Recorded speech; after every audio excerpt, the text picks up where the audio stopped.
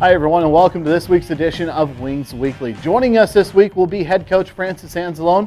We'll talk about the weekend that was and also the weekend that is. And that weekend that is the first round of the 2014-2015 NAHL playoffs as we take on the Austin Bruins.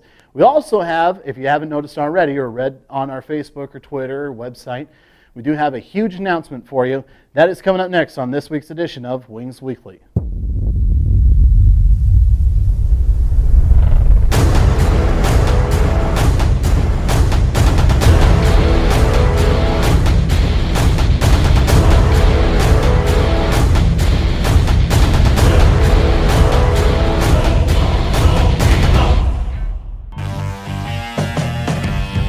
And welcome back to Wings Weekly. And joining us now is Coach Anzalone. And Coach, wrapped up the final regular season game on last Saturday and 60 games in the books.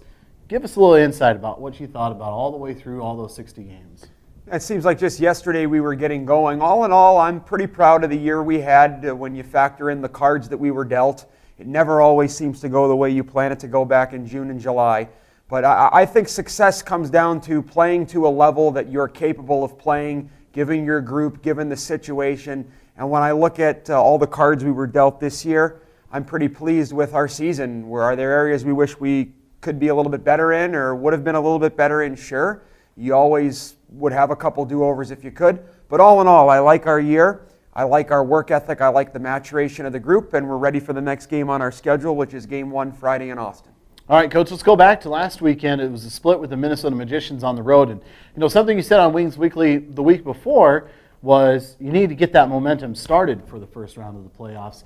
Do you think, I'll tell you what Friday looked like. It was a pretty intense game all the way even through the third period. But then you get into Saturday, it was a big win. The guys looked like they were just jamming all around. And do you think you got that momentum that was needed for the first round? Yeah, these were far from casual games. These were physical games. There were a few fights on Friday night. There was a lot of hitting. I think we've created a really good out-of-division rivalry with the Minnesota Magicians. Their team's going in the right direction. We believe our team's going in the right direction. Friday night's game was kind of like a rerun of our last game, our last Friday night game against them in our building.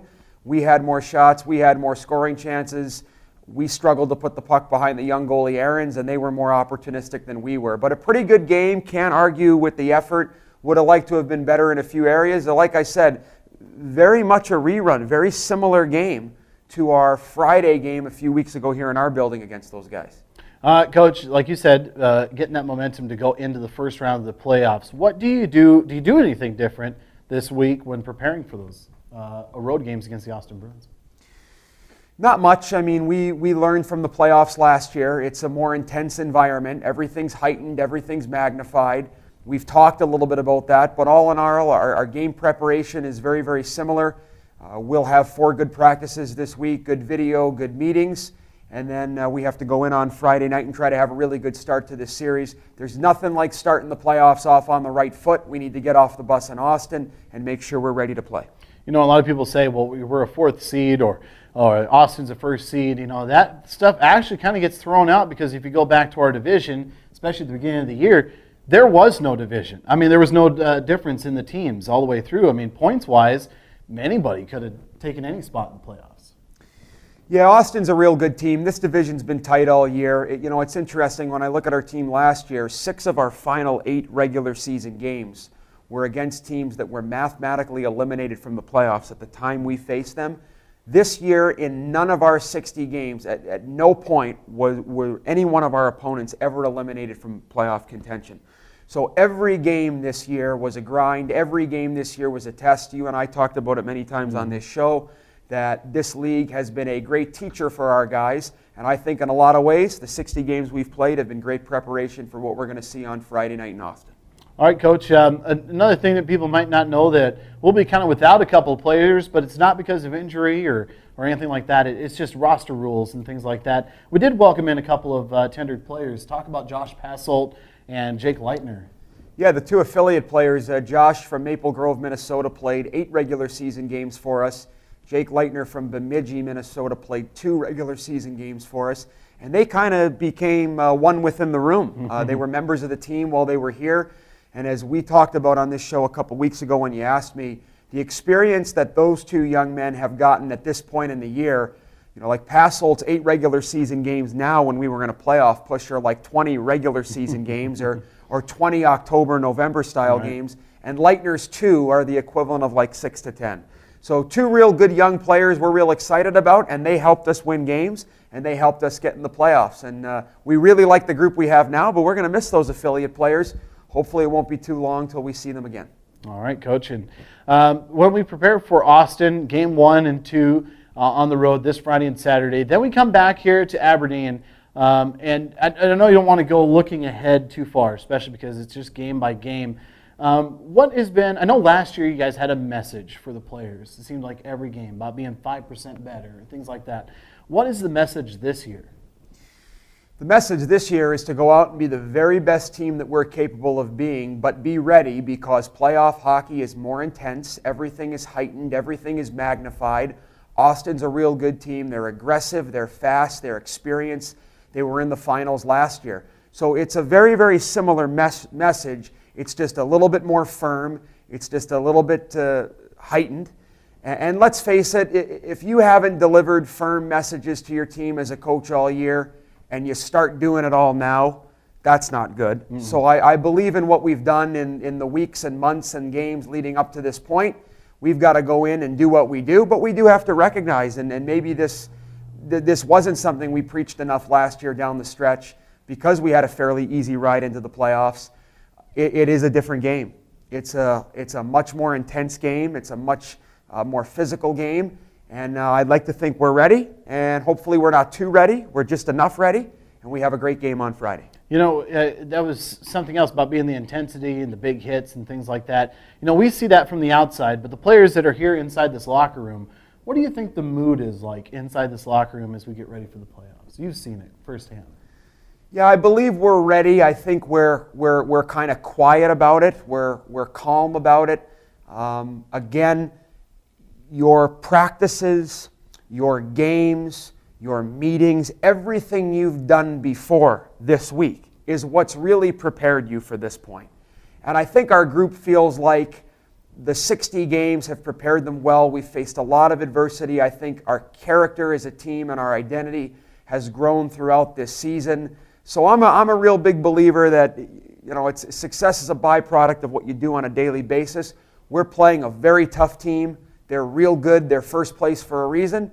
But we're confident that if we go out and do what we do, we're going to have a chance. So I'd like to think our group is quietly confident, but very much understanding of what they have to do to be successful against a real good opponent. As I mentioned in the introduction to Wings Weekly this week, a big announcement. Let's talk about that big announcement. The captain of the Aberdeen Wings is now I believe the 3rd or 4th captain to make a Division I commitment from the Aberdeen Wings organization. Kyle Hake made a Division I commitment to Air Force. Talk about that. Yeah, every time one of our players commits to a Division I school, it's an exciting moment. But it's a little bit more exciting for me personally, for Kyle, because he's a 3-year player, and it's actually getting rare these days to see a player play for the same junior team for 3 years.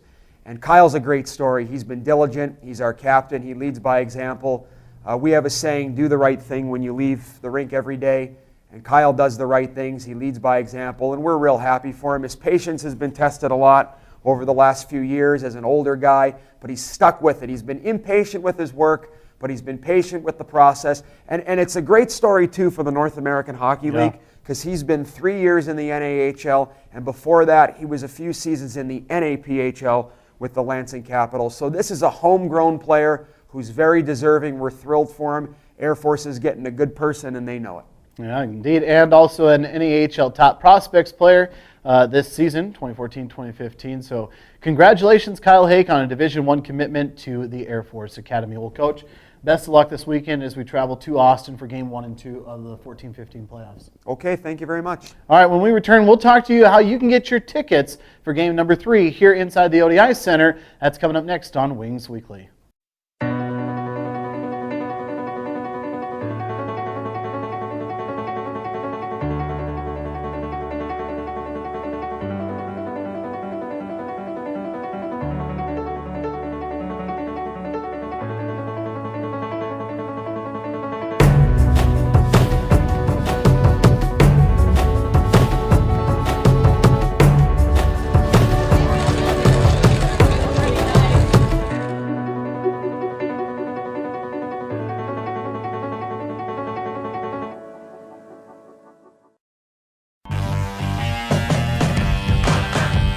And a big thanks to Francis Anzalone for joining us today on Wings Weekly. Again, good luck to the Aberdeen Wings, the coaching staff, the players, and everybody else involved with the organization as we head into the first round of the NAHL Central Division playoffs. And we'll be taking on the Austin Bruins Friday and Saturday. Those games will be on the road. You can listen in on 94.1 The Rock, ESPNAberdeen.com, or watch and listen on FastHockey.com. And, of course, you can always follow with updates on Facebook and on Twitter.